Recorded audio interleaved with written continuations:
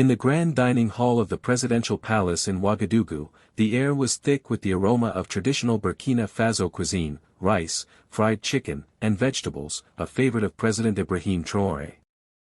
The evening had begun like any other, with the president seated at the head of a polished mahogany table, surrounded by his closest advisors. The room, adorned with intricate tapestries and softly glowing chandeliers, exuded a calm dignity, a stark contrast to the storm brewing beneath its surface. Traoré, a young and resolute leader, had been navigating the turbulent waters of Burkina Faso's push for independence from foreign influence, a mission that had earned him both fervent supporters and dangerous enemies. Tonight, the conversation was focused on progress, on the tangible steps toward a stronger, self-reliant nation. Economy Minister Kalabou, a wiry man with a penchant for precision, adjusted his glasses and flipped through a file. "We have the opening of the water project in the northern region this week," he said, his voice steady but tinged with excitement. "The villagers are eagerly awaiting your presence, Mr. President." Traoré nodded, his fork piercing a piece of chicken. "The drinking water project marks the 32nd of our promised 50 initiatives," he replied, his tone measured but proud. "To meet our goal, we need to," his words halted abruptly. A sharp, burning sensation erupted in his throat, followed by a crushing pressure in his chest. His vision blurred, and a faint ringing filled his ears. The fork slipped from his hand, clattering against the plate. The dining hall froze. All eyes turned to the president, whose face contorted in pain. "Mr. President, are you all right?" Interior Minister Traoré asked, his voice laced with alarm. Traoré reached for his glass, but his trembling hand knocked it over, water spilling across the tablecloth. Gasps echoed through the room. "The president has been poisoned," someone shouted. Chaos erupted. Guards stormed in, their boots pounding against the marble floor. Ministers leapt to their feet, voices overlapping in a cacophony of panic. "Call a doctor." Kalabou yelled, his earlier composure shattered. Security Chief Ouedraogo barked orders, "Seal the palace. No one enters, no one leaves. This is an assassination attempt." Traoré's vision dimmed as he fought to stay conscious. His trusted aide, Ureo, knelt beside him, gripping his hand. "Hold on, Mr. President. Help is coming," he whispered, his voice trembling. The palace's medical team arrived within minutes, led by Dr. Zongo, a seasoned physician with a calm demeanor that belied the gravity of the situation. He checked Traoré's pupils and pulse, his expression darkening. "Chemical poisoning," he said tersely. "He needs to be taken to the hospital immediately." As Traoré was rushed out of the dining hall, Dr. Zongo's voice followed, "The poison is spreading quickly. We're running out of time." At the Burkina Faso Central Military Hospital, a heavily guarded wing was cordoned off. Armed soldiers lined the corridors, their faces grim. Inside a sterile room, Traoré lay connected to machines that beeped rhythmically, monitoring his vital signs. The poison had plunged him into a critical state, and the medical team worked tirelessly to stabilize him. Outside, news of the president's condition spread like wildfire. Crowds gathered at the hospital gates, clutching candles and murmuring prayers. On social media, the hashtag #PrayForTra trended globally, a testament to the young leader's impact. Speculation ran rampant. "It's the work of Western powers," some protesters shouted, their voices raw with anger. Traoré was too bold, too independent. Others whispered of betrayal closer to home, snakes in the palace. Traitors among us. In a dimly lit corridor outside Traoré's room, Prime Minister Dio, Security Chief Ouedraogo, and Interior Minister Traoré convened, their faces etched with worry. "What's his condition?" Dio asked, his voice low. Dr. Zongo, holding a medical report, replied, "Critical but stable.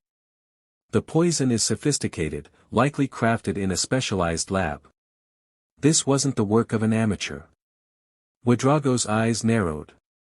"An assassination attempt from within the palace. We need to investigate everyone, chefs, guards, advisors. Dio raised a hand, urging caution.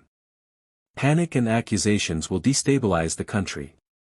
The priority is the president's survival and national stability. Traoré nodded but added, the investigation must begin.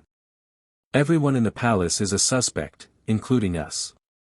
The words hung heavy, and a tense silence fell. Trust, once a cornerstone of their leadership, now felt like a fragile thread. Who will lead the investigation? Dio asked. The palace police? The army? National intelligence? Ouedraogo shook his head. None are beyond suspicion. There are loyalists and enemies in every institution. We need someone from outside. Traoré frowned. Who can we trust? At that moment, in a modest home on the outskirts of Ouagadougou, a 63-year-old man named Maurice Sankara sat listening to a crackling radio broadcast. It is confirmed that President Ibrahim Traoré has been poisoned, the announcer declared. His condition is critical. Sankara, the former intelligence chief of Burkina Faso, exhaled deeply. 3 years earlier, Traoré had ousted him, accusing him of colluding with French interests and sentencing him to house arrest. Though he'd regained partial freedom, the scars of that betrayal lingered. The phone rang, interrupting his thoughts. A familiar voice, a former colleague, spoke urgently. Maurice, they'll call you. Be ready. Sankara's brow furrowed. Who? The palace, the voice replied. They need you to investigate the poisoning. Sankara laughed bitterly. Traoré despises me. He branded me a traitor. The voice was resolute. Exactly. Your enmity is public. If even you, his greatest rival, can prove you're not involved, it clears the path to the real culprit. The call ended, leaving Sankara in the quiet of his living room, the weight of the past and present colliding. The next morning, a knock at his door confirmed the prediction. 2 cars from the presidential convoy idled outside. Mr. Sankara, you're needed, a young officer said. Sankara, dressed in a simple suit, nodded and stepped into the vehicle. The convoy sped to the military hospital, where Dio, Ouedraogo, and Traoré awaited him. Their expressions were a mix of concern and unease. Thank you for coming, Dio said, extending a hand. Sankara ignored it.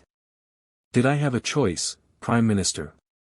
You accused me of treason, and now you need my help. Traoré stepped forward.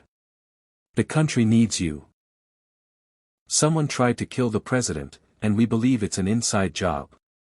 Ouedraogo added, the food was prepared and served in the palace.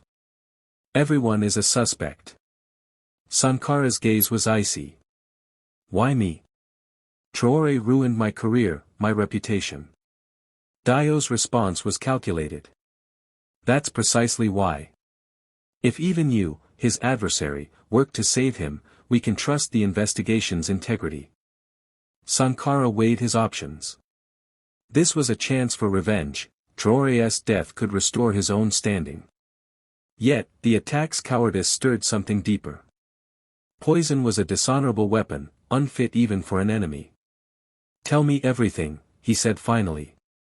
Traoré recounted the events, the president's symptoms after his first bites, the exotic poison detected in initial tests, the ongoing lab analysis. You have full authority, Dio said. Access to all records, personnel, and security footage. But report to us first to avoid panic. Sankara requested to see Traoré. The ministers exchanged wary glances, but Traoré relented. Why? He asked. To understand the poison's effects, Sankara replied. The symptoms will clue me into its source. Inside the hospital room, Traoré lay pale and motionless, tubes snaking from his body. The sight of the man who had exiled him stirred conflicting emotions in Sankara. Alone with the president, he spoke softly. I never liked you, Traoré. When you stripped me of my position, I wished you dead. But not like this. Poison is a coward's tool. The monitors beeped steadily. Traoré's chest rose faintly. Who did this to you? Sankara murmured. I'll find them, not for you, but for my honor. Examining the medical reports, Sankara noted the poison's characteristics: fast-acting but not fatal, designed to incapacitate rather than kill. A warning, he concluded. Not an execution. Traoré's eyes fluttered open, his voice a whisper. It was you. Sankara shook his head. I didn't poison you. I'm here to save you. Why? Traoré rasped. Because whoever did this is hurting Burkina Faso, Sankara replied. And I don't betray my country. Traoré slipped back into unconsciousness, and Sankara left the room, his resolve hardened. In the palace's east wing, now a makeshift investigation hub, Sankara pored over files with two trusted former intelligence officers. Start with the food chain, he instructed. How is the president's meal prepared and delivered? The palace chef, Bamuni, was summoned. A nervous man with 14 years of service, he explained the process: ingredients sourced from the palace's secure farm, rigorously tested, prepared under strict supervision, and served by trusted waiters.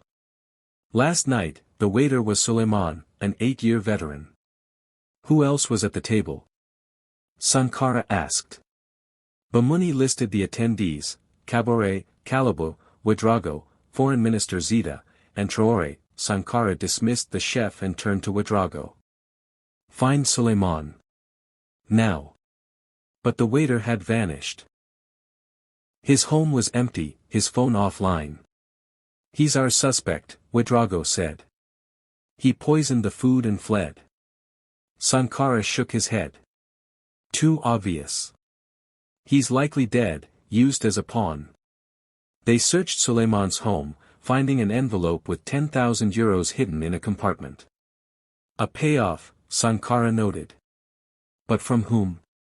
He ordered a review of the palace's security footage from the past week.